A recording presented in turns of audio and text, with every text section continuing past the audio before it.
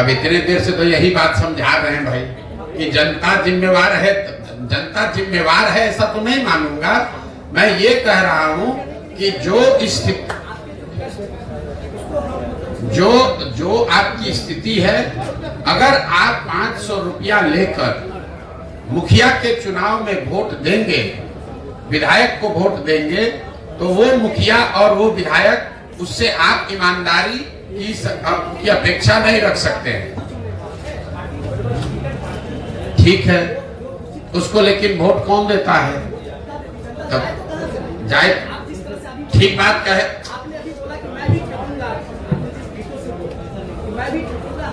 सवाल क्या है भैया, वो पूछ लो। भाषण मत दीजिए, सवाल पूछो, सवाल पूछो। डेटा कुछ नहीं बोले अभी तक इतना देर में कोई आपका डेटा सुना नहीं है।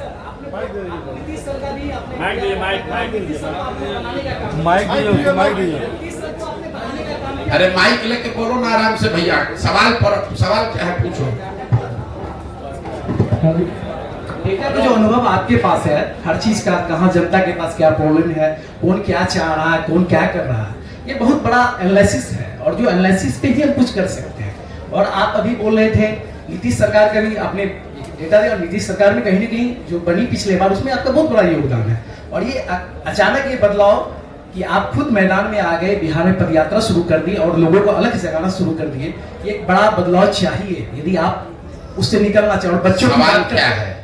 मैं चाह रहा हूँ ये जो चेंज की बातें आप कह रहे हैं, बता रहे हैं निकट भविष्य में जो चुनाव होने वाला है उसकी एक बड़ी तैयारी हर कोई कर रहा है। उसका एक पार्ट आप भी हो सकते हैं या हर मोदी जी भी, हर कोई एक पार्ट है। बट सवाल क्या है? ये आपकी क्या पूछ रहा हूँ, सवाल क्या है? ये आपकी क्या ऑथेंटिक है निकट भविष्य में जो लोग बदल जाएंगे, जो बड़े बदलाव के लिए आप निकल चुके हैं पूरे बिहार में, इसे क्या लग रहा है कितना परसेंटेज लोग बदलेंगे आपके इस पदयात्रा से? मेरे भाई, हमारे पास कोई थर्मामीटर है नहीं कि हम ऐसे लगाएं और बता दें कि कितना परसेंट आदमी बदल रहा है, कितना परसेंट आदमी नहीं बदल रहा है।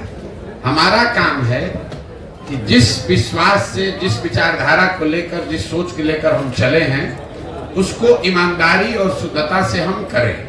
हमारा वो काम हम कर रहे हैं। अब ये समाज पर है कि इसको देखे, जांचे, सवाल करे, मूल्यांकन करे। उसको अगर सही लगे तो इससे जुड़ेगा, नहीं सही लगेगा तो नहीं जुड़ेगा। आप भैया सवाल अभी कुछ पूछ रहे थे, कुछ पे आ गए। मेरे भाई ऐसा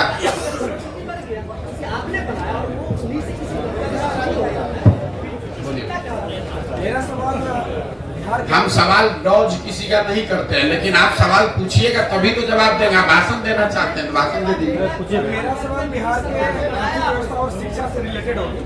मैं सवाल कुछ ये जानते हैं कि आप एक रणनीति में सवाल बनाया है। बिहार के पदयात्रा से पहले जबकि आपने कई सरकारों का हेल्प किया, रणनीति बनाई, तो उसमें आप इन सब चीजों को क्या उन्हें नहीं बताते थे या आने का मकसद क्या था? देखिए, अब इन्होंने कहा, इनका सवाल है कि आप क्या पहले की सरकारों को ये इस तरह के मुद्दे नहीं बताए हैं जिनको कि आप मदद करते थे? 2015 एक सवाल एक ही आदमी पूछो भाई। अरे रुक जाओ सवाल। आपने पीछे से भाई साहब पूरा एजिटेटेड होकर है कि आपने नीतीश को बनाया, तो 2015 में नीतीश कुमार की जिनकी मदद मैंने की, तो 7 निश्चय का एक प्रोग्राम भी बनवाया। तो जो आपका सवाल है कि पहले नहीं बताए थे, पहले बताए थे। 7 निश्चय नीतीश कुमार की सोच नहीं है, प्रशांत किशोर की भी सोच नहीं है।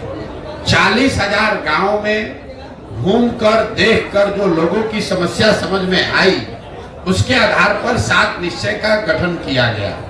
ये तय किया गया कि ये 7 मुद्दे जनता चाहती है कि ये किया जाए।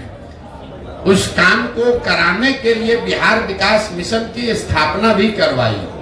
लेकिन जिसको आपने चुनकर वो जिम्मेवारी दी, अगर 7 निश्चय वो लागू नहीं किया, तो मेरा नागरिक होने के नाते ये फर्ज नहीं है कि हम सवाल उठाएं। अगर बिहार के हर 18 से 35 साल के बच्चे को बेरोजगारी भत्ता के तौर पर 1000 रुपया मिलता, तो क्या ये बेहतर नहीं होता? वही बात तो आज उठा रहे हैं। अगर बिहार के हर नाली गली का पक्कीकरण हो जाता है तो बिहार की स्थिति नहीं सुधरती, वही बात बता रहे हैं। अगर बिहार के हर गांव घर में नल से पानी पहुंच जाता है तो बिहार के लोगों की दशा नहीं सुधरती, वही बात बता रहे हैं। तो नई बात क्या बता रहे हैं?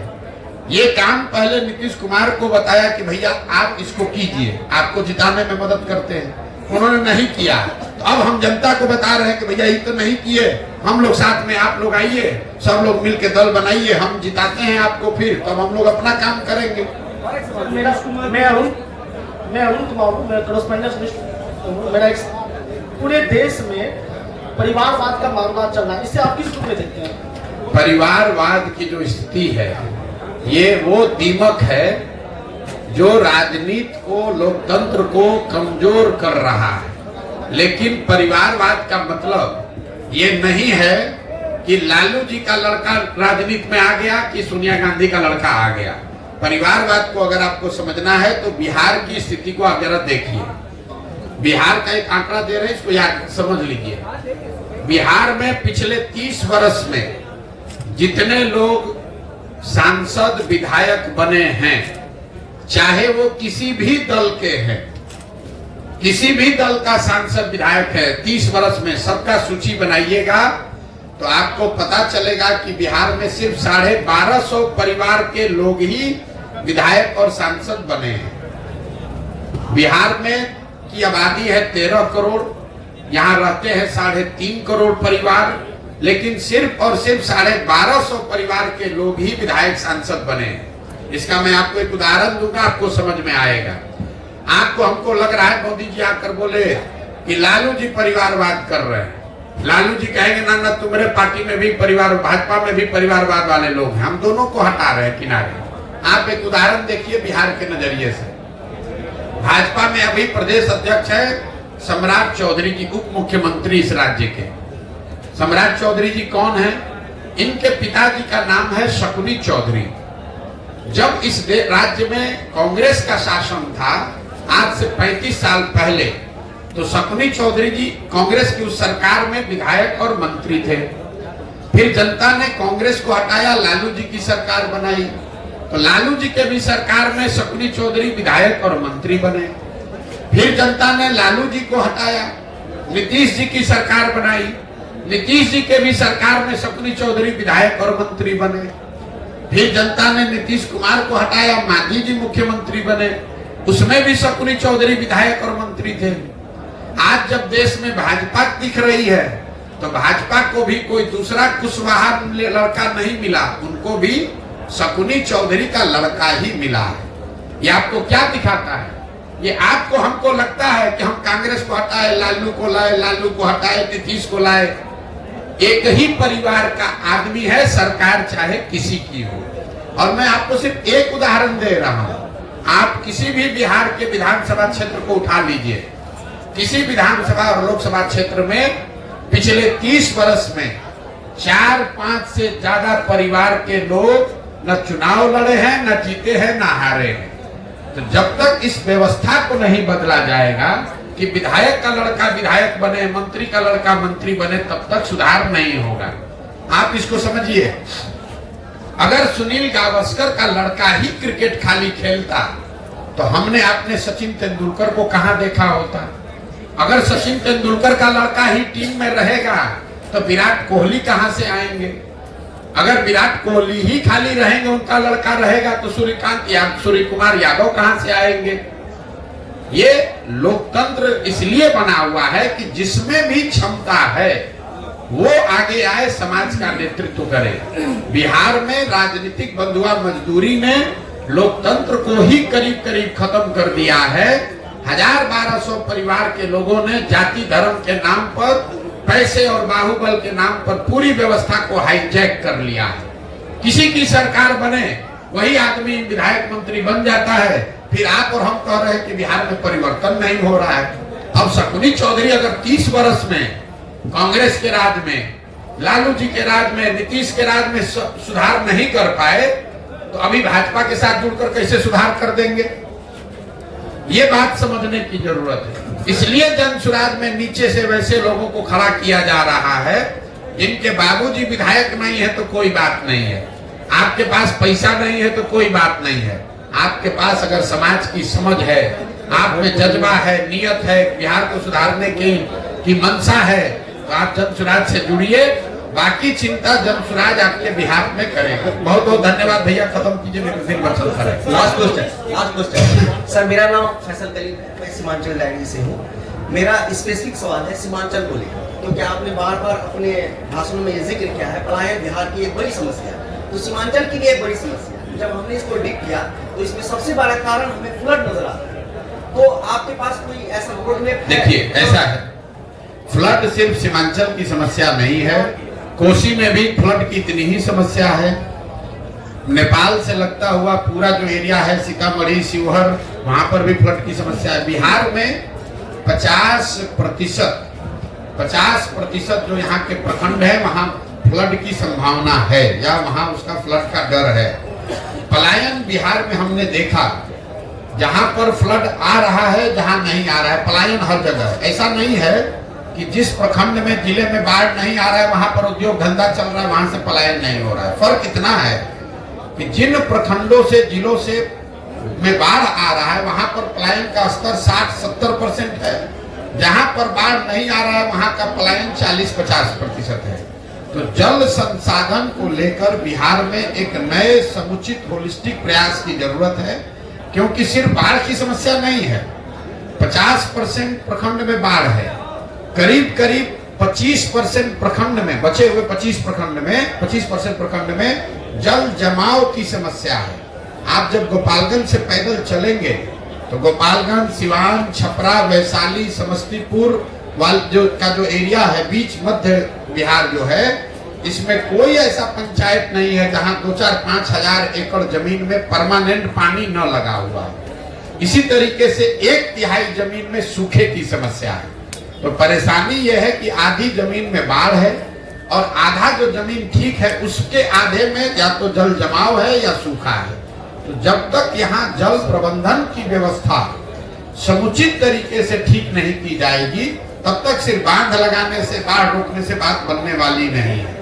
तो और एक चीज और आपको बता दें, आप लोग पत्रकार हैं, आपके लिए जानकारी का विषय है। बिहार में भ्रष्टाचार हर विभाग में है, लेकिन जल संसाधन से ज्यादा भ्रष्टाचार कहीं नहीं है। इसका प्रमाण क्या है, हम आपको बता देते हैं।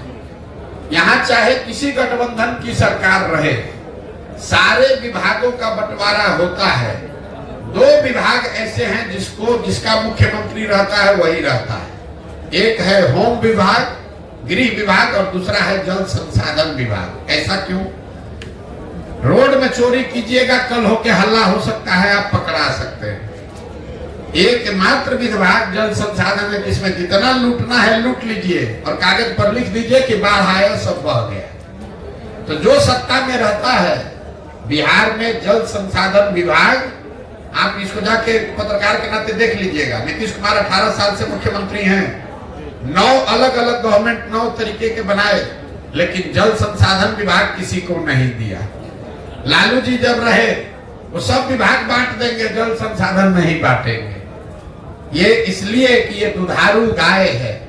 हर साल बाढ़ लाने के नाम पर, बाढ़ से बचाने के नाम पर लोग लूट करते हैं, और इस यही वजह है कि ये सुधार नहीं हो रहा सर, एमडीएम पे आपका क्या ख्याल है? बिहार एमडीएम है। नीतीश कुमार की राजनीति को किस तरह से देखते हैं? नीतीश कुमार जी की राजनीति को कैसे देखते हैं? नीतीश कुमार की राजनीति को इतना ही देखते हैं, क्या उनके राजनीतिक जीवन का ये अंतिम दौर चल रहा है। जितना हाथ पांव मारना है मार ले, कुछ महीने की राजनीति बची हुई है। जदयू एज ए दल का कोई भविष्य नहीं है, ये दल खत्म हो रहा है। अब देखिए जरा नीतीश कुमार की बात, आप लोग सब पत्रकार लोग इसको सुन लीजिए भाई। आपके हमारे मुख्यमंत्री गए हैं स्कॉटलैंड, याद रखिए स्कॉटलैंड गए हैं बिहार में इन्वेस्टमेंट लाने के लिए। स्कॉटलैंड में एक ही इंडस्ट्री है। स्कॉटलैंड 2 बातों के लिए, 3 बातों के लिए जाना जाता है। स्कॉच विस्की का नाम आप सुने होंगे। तो जिस राज्य का मुख्यमंत्री शराबबंदी की बात कर रहा है, वो दुनिया में वहां गया जहां से स्कॉच बनता है, जो स्कॉच के लिए फेमस है। तो काहे के लिए गए हैं वहां? दूसरा, वहां स्कॉटलैंड जाना जाता है मेडिकल की पढ़ाई के लिए। और तीसरा वहां पर ऊन बनता है बढ़िया। आप बिहार में इतना ठंडा पड़ता नहीं है, शराब यहाँ बिकती नहीं है, अब मेडिकल कॉलेज वहां से कोई आने वाला है नहीं। आप बताइए 18 साल के बाद आपको पूरे दुनिया में स्कॉटलैंड मिला है इन्वेस्टमेंट लाने के लिए। कोई पूछे कि आप शराबबंदी पर 18 साल से बिहार के लोगों का 20,000 करोड़ रुपया साल का नुकसान करा रहे हैं और इन्वेस्टमेंट लाने के लिए स्कॉच बनाने वाले कंट्री में गए, इससे बड़ी हास्यास्पद बात क्या हो सकती है? हमको नहीं मालूम है किसकी सरकार बनने जा रही है। हम इतना हमको मालूम है कि नीतीश कुमार की कहानी अब खत्म है। नहीं, हमारा तो दल ही नहीं है तो चुनाव कैसे लड़ेंगे? जब दल बना लेंगे तो वार्ड सदस्य से लेकर सांसद तक हर चुनाव लड़ेंगे।